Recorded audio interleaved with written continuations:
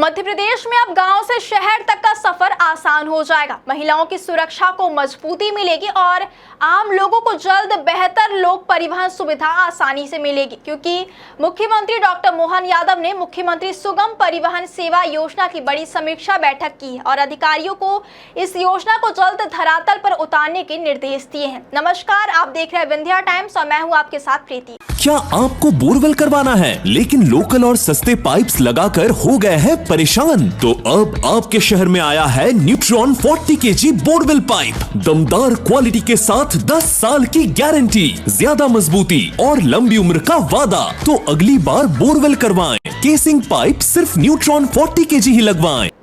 आज बात करेंगे मध्य प्रदेश सरकार की उस बड़ी योजना की जो आने वाले समय में प्रदेश की परिवहन व्यवस्था की तस्वीर बदल सकती है।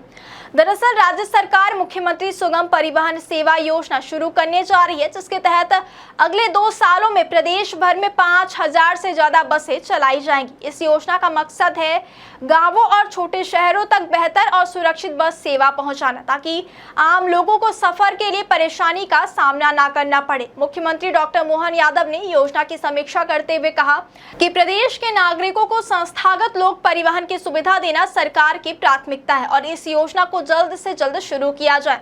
बैठक में परिवहन एवं स्कूल शिक्षा मंत्री उदय प्रताप सिंह और परिवहन विभाग के वरिष्ठ अधिकारी भी मौजूद रहे।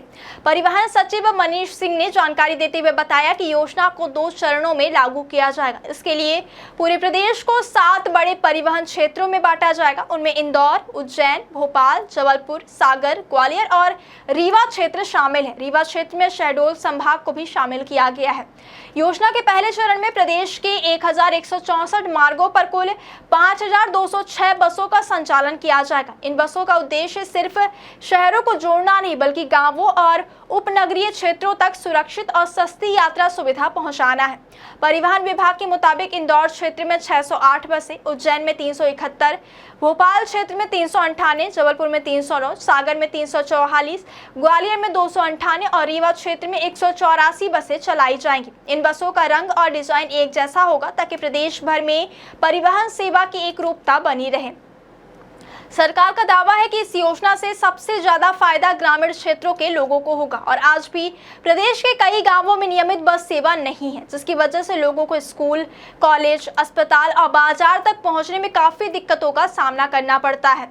महिलाओं और छात्राओं की सुरक्षा को देखते हुए भी इस योजना को काफी अहम माना जा रहा है। सरकार का कहना है कि बेहतर लोक परिवहन व्यवस्था से महिलाओं को सुरक्षित यात्रा का विकल्प मिलेगा। मुख्यमंत्री डॉक्टर मोहन यादव ने कहा कि सुरक्षित, सुगम और सुलभ परिवहन सुविधा उपलब्ध कराना सरकार की जिम्मेदारी है। उन्होंने कहा कि अच्छी परिवहन व्यवस्था केवल यात्रा का साधन नहीं, बल्कि प्रदेश के सामाजिक और आर्थिक विकास की जीवन रेखा होती है। योजना के तहत आधुनिक तकनीक का इस्तेमाल भी किया जाएगा। बसों की निगरानी के लिए इंटेलिजेंट ट्रांसपोर्ट मैनेजमेंट सिस्टम तैयार किया जा रहा है, जिसमें बसों की लोकेशन, समय और संचालन पर लगातार नजर रखी जा सकेगी। मुख्यमंत्री ने परिवहन चौकियों और टोल नाकों को भी आधुनिक बनाने के निर्देश दिए हैं। उन्होंने कहा कि प्रदेश की सीमा में आने वाले मालवाहक वाहनों की जांच व्यवस्था को और मजबूत किया जाएगा। साथ ही राहगीर योजना का भी व्यापक प्रचार प्रसार करने के निर्देश दिए गए हैं। इसके अलावा परिवहन विभाग में कर्मचारियों की कमी को पूरा करने के लिए भर्ती अभियान चलाने की भी बात कही गई है।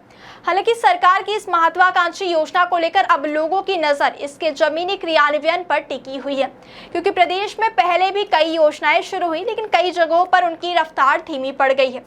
ऐसे में अब देखना यह होगा कि योजना कितनी तेजी से जमीन पर उतरती है और क्या वाकई गांव से शहर तक लोगों को बेहतर और सुरक्षित परिवहन सुविधा मिल पाती है या नहीं। फिलहाल सरकार ने साफ संकेत दे दिए हैं कि आने वाले समय में मध्य प्रदेश की परिवहन व्यवस्था को आधुनिक और मजबूत बनाने की दिशा में बड़े कदम उठाए जाएंगे, ताकि आम लोगों का सफर आसान, सुरक्षित और सुविधाजनक बन सके।